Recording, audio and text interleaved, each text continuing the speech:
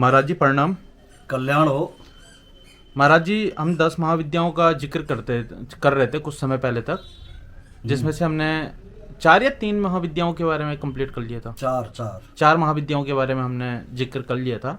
आज 5वीं महाविद्या है, तो 5वीं महाविद्या के बारे में बताइए, और जो हमारे जितने भी जानने वाले हैं इस विषय के ऊपर, तो उनको भी इस चीज़ का अनुभव हो कि 10 महाविद्याओं में हर महाविद्या का क्या क्या रूप है और किस किस स्वरूप में महाविद्याओं को पूजा जाता है। या देवी सर्वभूतेषु शक्ति रूपेण संस्थिता नमस्तस्यै नमस्तस्यै नमस्तस्यै नमो नमः। सबको मेरा प्यार भरा नमस्कार। और आज जो है, जो देवी के 10 स्वरूप हैं उसमें 5वां स्वरूप है छिन्नमस्ता। और नाम से ही जो है पता चलता है कि जिसका सिर धड़ से अलग हो उसे छिन्नमस्ता बोला जाता है जी। छिन्नमस्ता देवी की आराधना करने से क्या क्या फल प्राप्त होता है। इससे विद्या की प्राप्ति होती है, धन की प्राप्ति होती है, शत्रुनाश, मुकदमों में विजय और शत्रु पर विजय पूर्ण रूप से प्राप्त होता है। छिन्नमस्ता देवी जो है, एक बार क्या हुआ कि आद्य भवानी अपने सहचरणियों के साथ में जया और विजया, इसकी जो सहेली थी, उनके साथ नदी में स्नान करने के लिए गई। और उस स्थान पर स्नान करते हुए देवी के हृदय में सृष्टि निर्माण का प्रबल अभिलाषा उत्पन्न हुई कि मुझे सृष्टि का निर्माण करना है, सृष्टि को जागृत करना है। माँ छिन्नमस्ता के मन में। ओके। इस इच्छा शक्ति की गरिमा के प्रभाव से देवी का रंग जो है काला पड़ गया। वह स्वयं में मग्न थी और समय भी अत्यधिक व्यतीत हो चुका था। वहाँ स्नान करते करते उनको समय जो है काफी बीत गया। उसी समय उनकी जो दोनों सहेली थी, सहचरणी थी, जया और विजया, उन्होंने देवी से कहा कि हमें भूख लगी हुई है। उन्होंने भूख की इच्छा जताई। अच्छा। देवी ने उन्हें प्रतीक्षा करने के लिए कहा कि तुम कुछ देर जो है प्रतीक्षा करो जी। कुछ समय उपरांत उन्होंने पुनः देवी को स्मरण कराया कि वह भूखी है। तब देवी ने अपने खड्ग से अपना शीश छिन्न कर दिया। अपना शीश जो है धड़ से अलग कर दिया और उनके धड़ से रक्त की लहरें फूट पड़ी।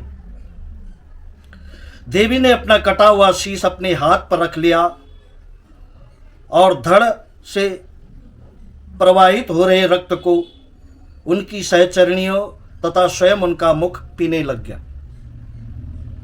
जो देवी का सिर कटा और उससे जो रक्त की धार निकल रही है, वो रक्त की धार जो है दोनों सहेलियां जो थी, जया और विजया, वो उस खून को पीने लगी। और देवी ने जो अपना सिर काटा था वो भी उस रक्त को पीने लग गए। भारत में जो चिंतपूर्णी देवी के नाम से हिमाचल ऊना जिला में जो भव्य मंदिर भक्तों के आकर्षण का केंद्र बना हुआ है, वह छिन्नमस्ता देवी का है। अच्छा। छिन्नमस्ता देवी का जो मंत्र है वो श्रीम ह्रीम क्लीम एम वज्र वैरोचनीये हूम हूम फट स्वाहा, ये देवी का मंत्र है। देवी प्रत्यालीढ़ पदा है, अर्थात युद्ध के लिए आगे चरण किए हुए और एक पीछे करके वीर वेश में खड़ी है। ठीक है। अच्छा। उन्होंने छिन्न सिर और खंग धारण किया हुआ है। देवी नग्न है और अपने छिन्न गले से निकली हुई शोणित धारा का पान करती है। जो रक्त की धारा निकलती है उसका जो है पान करती है। उनके मस्तिष्क पे सर्पाबद्ध मणि है, 3 नेत्र हैं और वक्ष स्थल कमलों की माला से अलंकृत है। वह रति में आसक्त काम करके ऊपर दंडायमान है। इनकी देह की कांति जपा पुष्प के समान रक्त वर्णा है। देवी के दाहिने हाथ में श्वेत वर्ण वाली खुले केश, कैंची और खप्पर धारण खड़ी एक जो है दूसरी देवी खड़ी है, जिनका नाम क्या है? वर्णनी है। जो दूसरी देवी खड़ी है वो वर्णनी है। यह वर्णनी देवी के छिन्न गले से गिरती हुई रक्त धारा का पान करती है। जो दूसरी देवी है वो देवी के जो है धड़ से जो खून निकल रहा है उसका पान करती है। इसके मस्तिष्क में नागबद्ध मणि है।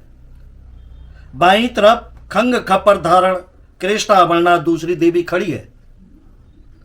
वह देवी के छिन्न गले से निकली हुई रुधिर धारा का पान करती है, दूसरी वाली देवी भी। इनका दाहिना पांव आगे और बायां पांव पीछे के भाग में स्थित है। यह प्रलय काल के समय संपूर्ण जगत का भक्षण करने में समर्थ है। इनका नाम डाकिनी है। अच्छा। उनकी नाभि में खिला हुआ कमल है। उनके मध्य में बंदूक पुष्प के समान लाल वर्ण प्रदीप सूर्य मंडल है। उस रवि मंडल के मध्य में बड़ा योनि चक्र है। उसके मध्य में विपरीत मैथुन क्रीड़ा में आक्षत कामदेव और रति विराजमान है। इन कामदेव और रति की पीठ में प्रचंड अर्थात छिन्न मस्ता स्थित है। कामदेव और रति जो है उनकी पीठ में ये छिन्न मस्ता देवी स्थित है। यह करोड़ तरुण सूर्य के समान तेज, शालिनी और मंगलमयी है। इनके बाएं हाथ में छिन्न मुंड है, दाहिने हाथ में भीषण कृपाण है। देवी एक चरण आगे एक चरण पीछे किए हुए वीर वेश में स्थित है। दिशा के वस्त्रों को धारण किए हुए है।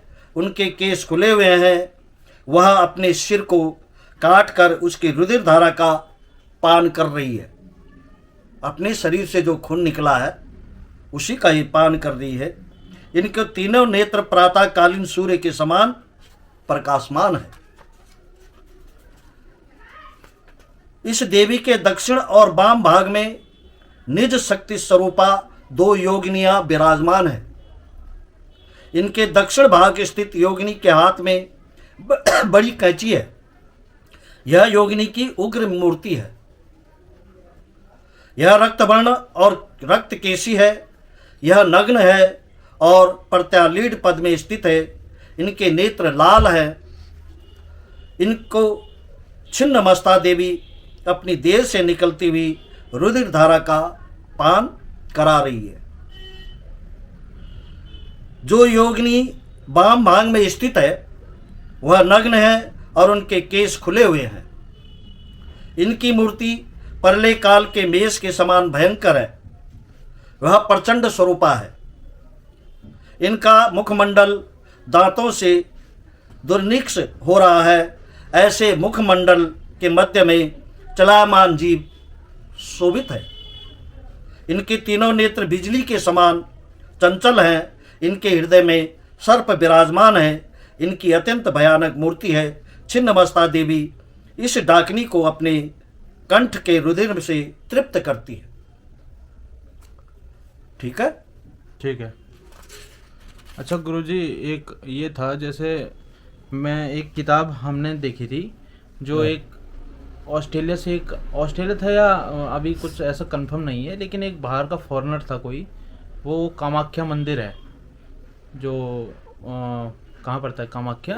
उधर मणिपुर की तरफ है। हाँ, छिन्न मस्ता वो कामाख्या। हाँ, तो कामाख्या मंदिर में आया था। वो यही देखने आया था कि हिंदुइज्म में जो चीज़ें हैं वो कैसी है, मतलब ओनली देखने के लिए आया था। जैसे हम कहीं फॉरेनर चले जाए घूमने के लिए, तो एक हमारी मतलब वो ट्रेडिशनल जो कल्चर है उसे देखने आया था कि हम जैसे करते हैं पूजा वगैरह, तो वही देखने आया था कामाख्या मंदिर में।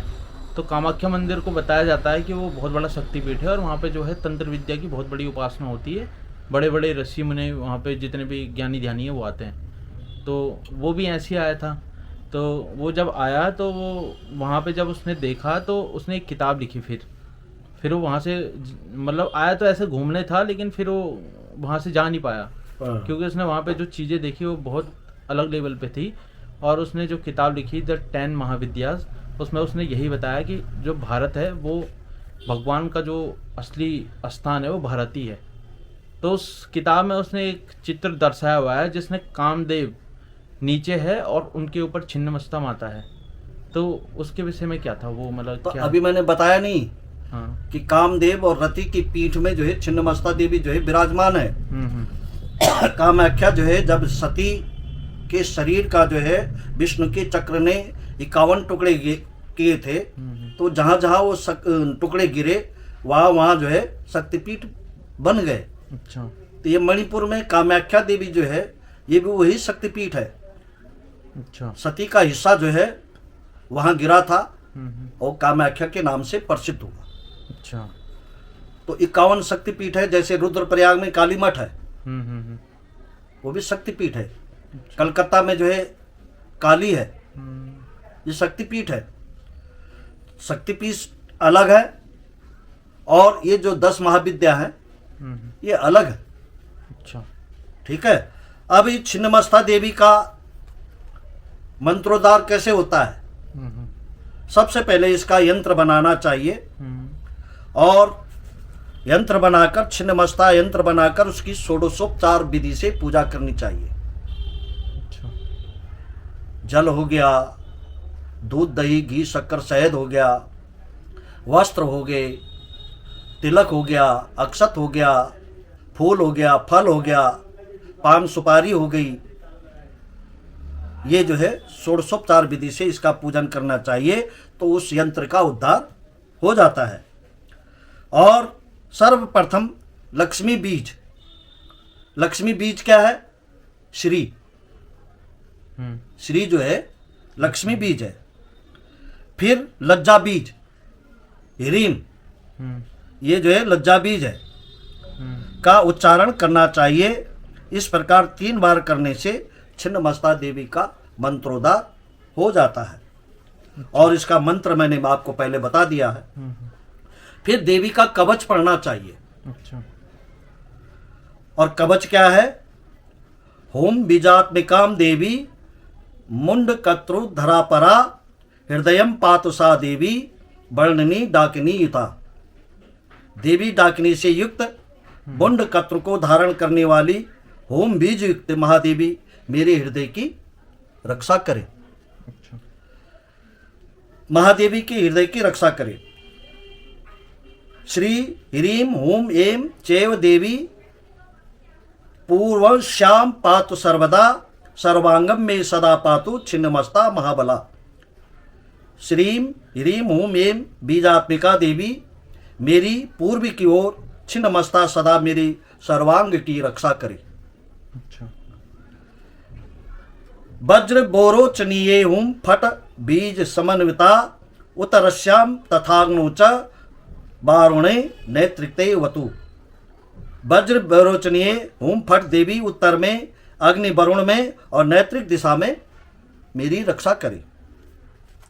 इंद्राक्षी भैरवी चेवा सीतांगी च सहारिणी सर्वदा पातु मा देवी चान्या न्यासु ही दिक्सुवे। इंद्राक्षी भैरवी असितांगी और संहारिणी देवी सर्वदा मेरी सब दिशाओं में रक्षा करे। इदम कवचम मा ज्ञात्वा यो जपे छिन्नमस्तकाम न तस्य फल सिद्धि स्यात् कल्पकोटि सतेरपि। इस कवच को बिना जाने जो पुरुष छिन्नमस्ता का मंत्र जपता है वह 100 करोड़ कल्प में भी उसका फल प्राप्त नहीं कर सकता है। मतलब जब तक आप कवच नहीं पढ़ेंगे तब तक जो है आप कोई भी मंत्र छिन्नमस्ता का जपे वो जो है उसका फल प्राप्त नहीं कर सकता है। ठीक है जी गुरु जी। आज इतना ही। ठीक है गुरु जी, फिर आज के लिए इतना ही करते हैं, फिर अगली वीडियो बनाएंगे। जय हो। जय हो।